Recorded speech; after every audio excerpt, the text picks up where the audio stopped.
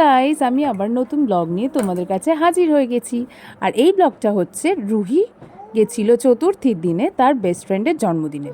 তোমরা সবাই দেখতেই পেলে আমরা সেজে গুজে মা মেয়েতে দুজনে বেরিয়ে পড়েছি। রাস্তার ক্লিপগুলো নেওয়া হয়নি কারণ প্রচণ্ড বৃষ্টি হয়েছিল আর রুহিকে সামলে নিয়ে যেতে হয়েছিল। তো রিক্সা করে আমরা পৌঁছে যাই ওদের বাড়ি খাদিমসের পাশেই। তারপরে ওখানে গিয়ে দেখি মোটামুটি আমরাই গিয়ে আগে পৌঁছেছি আর ওর ফ্যামিলির কয়েকজন লোকজন ছিল। তারপর সোহাকে এখানে সুন্দর করে ড্রেস পরানো হয়েছিল, দেখো পরীর মতো সাজানো হয়েছিল। কিন্তু ওর জন্মদিন দেখে মনেই হবে না যে ওটা ওর জন্মদিন, দেখে মনে হবে যেন রুহির জন্মদিন। এই দেখো রুহি ওর হাত থেকে পরীর যে স্টিকটা নিয়ে অলরেডি ভাঙা হয়ে গেছে।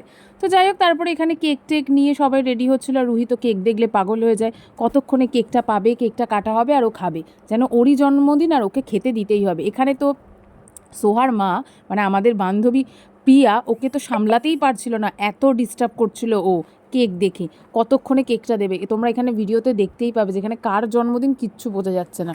তারপরে এখানে সোহার পিসি ছিল, সোহার ঠাম্মা এসেছিলো, দাদু এসেছিলো, ওর ফ্যামিলির লোকজন সবাই আর কি ছিল।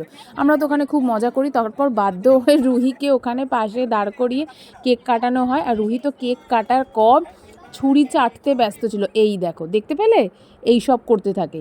এবার থেকে তো আমি ডিসাইড করেছি কারোর জন্মদিনের পার্টি হলে আমি সবাইকে মানে সেই বাচ্চাদের মায়েদেরকে অ্যালার্ট করে দেবো যে আপনাদের কেক কাটা হয়ে গেলে যখন তোমরা বা আপনারা কেকটা বিতরণ করবেন তখন আমরা যাব, এটা আশা রাখবেন। অ্যাডভান্স যাবো রুহিকে নিয়ে, এটা আশা রাখবেন না, কারণ রুহি কেক দেখলে খুবই দুষ্টুমি করে। কারণ কেকের ওপর থেকে যত মানে জিনিসপত্র ঘেটে দেওয়া, যেটা আর কি সুন্দর করে ডেকোরেশন করা থাকে।